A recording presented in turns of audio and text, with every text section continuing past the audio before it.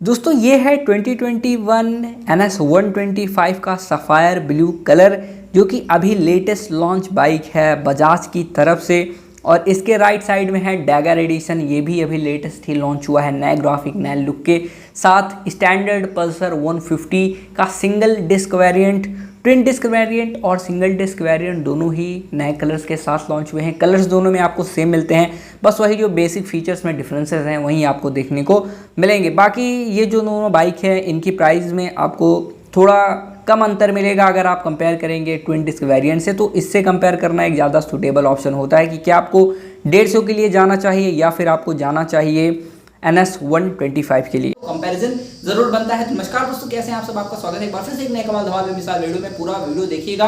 तो बिना किसी विलंब के आगे करते हैं प्रारंभ। अंत में मैं आपको बताऊंगा कि आपको कौन सी बाइक चूज करनी चाहिए, क्यों चूज करनी चाहिए, उसके पीछे रीजन क्या है, सारे फैक्ट जो कि मुझे पता है और मैंने जो रिसर्च किया हुआ है वो सब मैं आपको बताता हूँ। तो चलिए सबसे पहले शुरुआत करते हैं दोनों के लुक्स और डिज़ाइन से। जैसा कि आप यहाँ पे देख सकते हैं पल्सर 150 को, तो यही आपका पुराना ट्रेडिशनल डिज़ाइन इसमें कैरी फॉरवर्ड किया है, जहाँ पे आपको जो कलर मिलता है वाइट, पर्ल वाइट मिलता है और स्टिकर ब्लैक और रेड कलर के स्टिकर्स का इस्तेमाल यहाँ पे हुआ है। फ्रंट से अगर हेलोजन हेडलैम्प को देखेंगे तो उसमें भी आपको चेंज नहीं आएगा, ब्लैक कलर का वाइजर मिल जाता है और साइड में भी आपको स्टिकर्स मिलेंगे। फ्रंट में मडगार्ड में आपको कार्बन फाइबर की फिनिश मिलती है, तो ये भी एक अच्छी चीज़ बन जाती है। अगर हम इसके साइड इंडिकेटर्स की बात करते हैं तो यहाँ पे आपको वो बल्ब ही मिलेंगे, जैसा कि आप यहाँ पे देख सकते हैं दोनों तरफ के साइड इंडिकेटर्स। और अब अगर हम बात करें आपके NS की, तो ये आपका काफ़ी स्पोर्टी एजी बाइक, मस्कुलर बाइक लगेगा, क्योंकि ये 200 का ही छोटा भाई है। यहाँ पे ना क्वालिटी में और ना ही लुक और डिज़ाइन में कोई कॉम्प्रोमाइज़ किया गया है। फ्रंट से इसमें भी हेलोजन हेडलैम्प मिल जाती हैं, पायरेट हेडलैम्प्स इसकी नीचे मिलती हैं, जहाँ पे पल्सर में आपको ऊपर की तरफ मिलेंगी। और यहाँ पे जो आपको इंडिकेटर्स मिलते हैं दोस्तों, उसमें आपको डिफरेंस मिलेगा, थोड़ा ज़्यादा एजी मिलते हैं पर मिलते बल्ब ही हैं। अगर मैं फ्रंट टायर की बात करूँ NS के, तो 80/117 इंच का फ्रंट टायर मिलेगा और डिस्क ब्रेक यहाँ पे मिल जाएगा 240 मिलीमीटर्स का। NS 125 ये है आपका सफ़ायर ब्लू कलर और इसके टैंक पे 125 की ब्रांडिंग मिलेगी। इसी के साथ स्टैंडर्ड वेरिएंट के अगर हम फ्रंट टायर की बात करें तो यहाँ पे आपको 80/117 इंच का व्हील यहाँ भी देखने को मिलेगा। लेकिन यहाँ पे जो आपको डिस्क ब्रेक मिलता है दोस्तों वो है 260 मिलीमीटर्स का और ये disc brake single channel ABS के साथ आता है। तो ये चीज़ है जो दोनों को डिफ्रेंशिएट करती है, इनके फीचर्स में ये आपको अंतर मिलेगा। और इसी के साथ अगर हम बात करते हैं टेक्निकल स्पेसिफिकेशंस की दोनों ही बाइक्स की, तो दोनों में आपको डिफरेंस मिलेगा। यहाँ पे आपकी NS 125 एक 4 stroke SOSC 2 wheel air cooled engine के साथ आती है। वहीं आपको जो 150 है वो 49.5 सीसी के 4 stroke 2 wheel twin spark engine के साथ आएगी। और पल्सर 150 में आपको twin shock absorber gas filled canister के साथ मिलेंगे, रियर वाले सस्पेंशन, तो वो आप यहाँ पे देख सकते हैं। और अगर मैं इसके काउल की बात करता हूँ तो चलिए काउल की तरफ चलता हूँ। तो वहाँ पे आपको जो काउल मिलता है वहाँ पे स्टिकर मिल जाएगा वाइट कलर का। राइट साइड में चलते हैं अपने NS की तरफ, तो रेयर में यहाँ पे जो टायर मिलेगा वो मिलेगा आपको 100/90 17 इंच का। लेकिन यहाँ अलॉय व्हील में डिफरेंस मिलेगा दोनों ही बाइक्स में, जहाँ पे इसका अलॉय व्हील थोड़ा आपको ज़्यादा स्पोर्टी लगने वाला है। दोनों में ही आपको ट्यूबलेस टायर मिलता है, लेकिन यहाँ पे आपको एक चीज़ और मिलती है, वो है इसका मोनोशॉक एब्जॉर्बर। तो यहाँ पे मोनोशॉक होने की वजह से इसकी राइड क्वालिटी में आपको थोड़ा डिफरेंस मिलेगा। जो इसके रेयर टेल लैम्प है वो भी आपको LED यहाँ पे मिल जाते हैं और बल्ब इंडिकेटर हैं इसमें।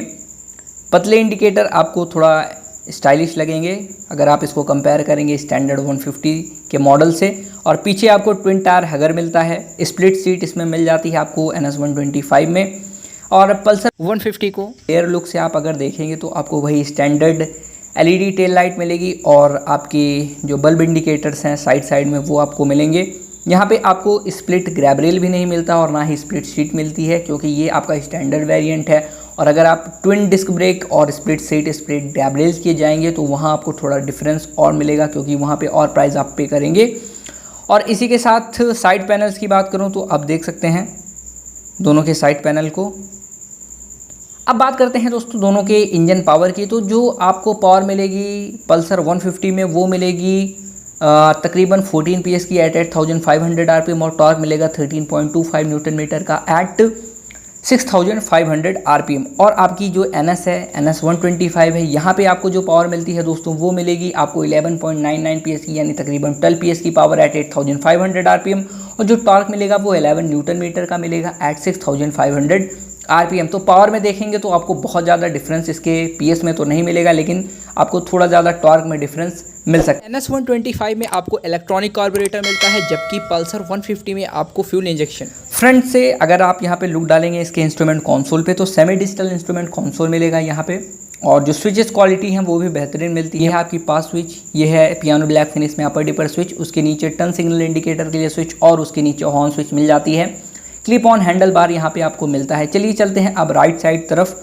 और राइट साइड में अगर आप देखेंगे तो आपको जो स्विचेस मिलते हैं वो रेड कलर में आपको मिलेगा। इसका इंजन किल स्विच जो कि ग्लॉसी रेड कलर में है, और उसके नीचे आपको इंजन सेल्फ स्टार्ट बटन मिलती है। फ्रंट से आप देख रहे हैं तो पल्सर की ब्रांडिंग मिल जाएगी आपको। 125 लिखा हुआ इसके टैंक काउल पे मिलेगा NS के। तो 125 वही डिफ्रेंशिएट करता है स्टिकरिंग में, जैसा कि आप कंपेयर करेंगे 200 और 125 में, तो आपको डिफरेंस सिर्फ यही स्टिकर का मिल जाएगा। वैसे जो विजुअल आई से आप देख सकते हैं, यहाँ पे आप देख रहे हैं तो यहाँ पे पल्सर की ब्रांडिंग मिलती है। अगर हम बात करते हैं स्विच क्वालिटी की पल्सर 150 में, तो यहाँ भी आपको अच्छी स्विच क्वालिटी मिल जाती है। यहाँ भी आपको सारी बटन्स मिलती हैं, पास स्विच की, upper dipper switch, turn signal indicator के लिए स्विच और हॉर्न स्विच। और राइट साइड में भी आपको यहाँ भी इंजन किल स्विच मिलता है और इंजन स्टार्ट स्टॉप बटन मिलती है।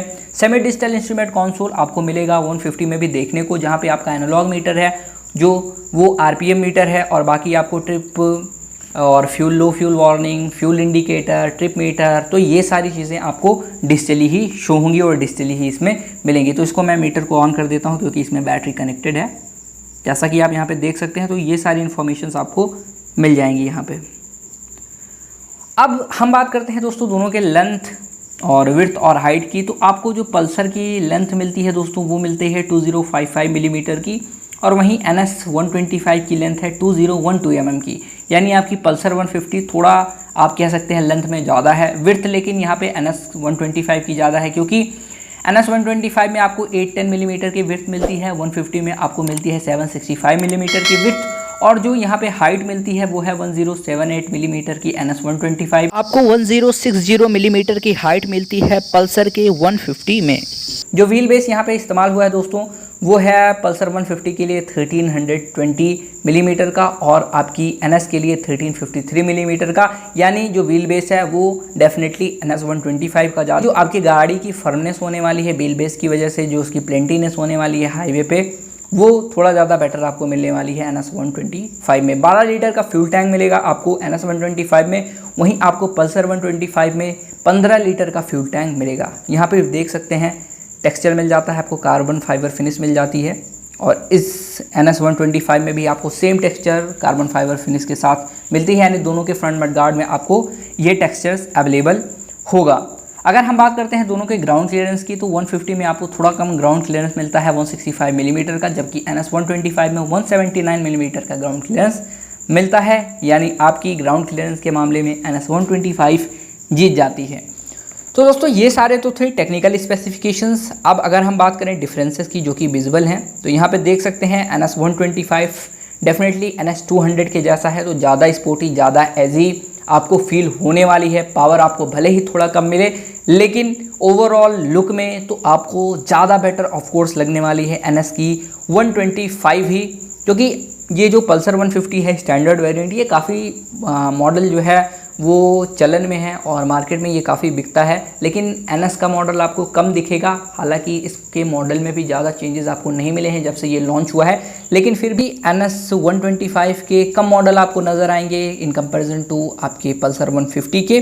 और यहाँ पे आपको split grab rail, split seat भी मिलती है और मोनोशॉक सस्पेंशन भी मिलेगा। तो ये सारी चीज़ें हैं जो कि एक प्लस इसको 125 सीसी की बाइक बना देती हैं।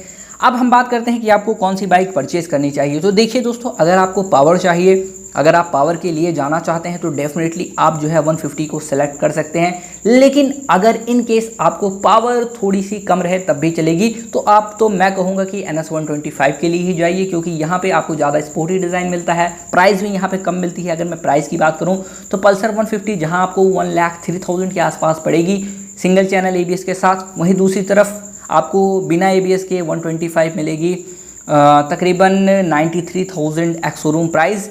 एक बात है कि जो प्लस पॉइंट है कि आपको एक सिंगल चैनल ABS 150 में मिलेगा, लेकिन यहाँ पे आपको कोई ABS नहीं मिलता है, तो वो आप डिफरेंस इसमें देख सकते हैं। बाकी लुक्स और डिज़ाइन के मामले में तो आपको NS डेफिनेटली ज़्यादा बेटर लगने वाली है, और पावर के मामले में आपको पल्सर 150 ज़्यादा बेटर लगने वाली है। माइलेज भी NS में आपको तकरीबन 55 से 60 का मिल जाएगा और पल्सर में 45 से 50 का मिल जाएगा।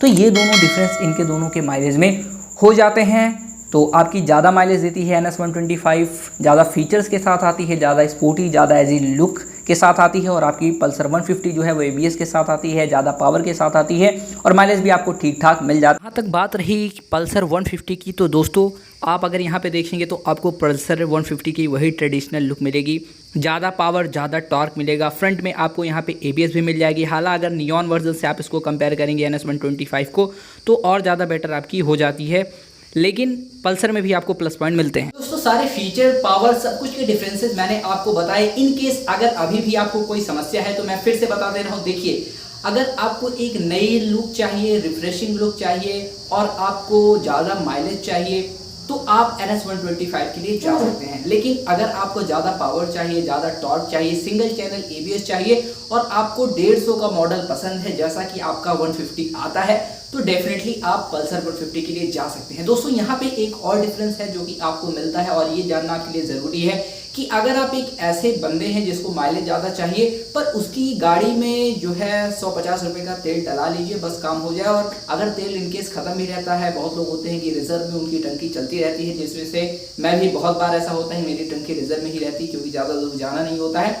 तो अगर आप पल्सर 150 को चूज़ करते हैं तो इसमें आपको फ्यूल इंजेक्शन मिलता है। फ्यूल इंजेक्शन का फ़ायदा ये है कि आपकी बाइक जो है वो और ज़्यादा स्मूथ हो जाती है।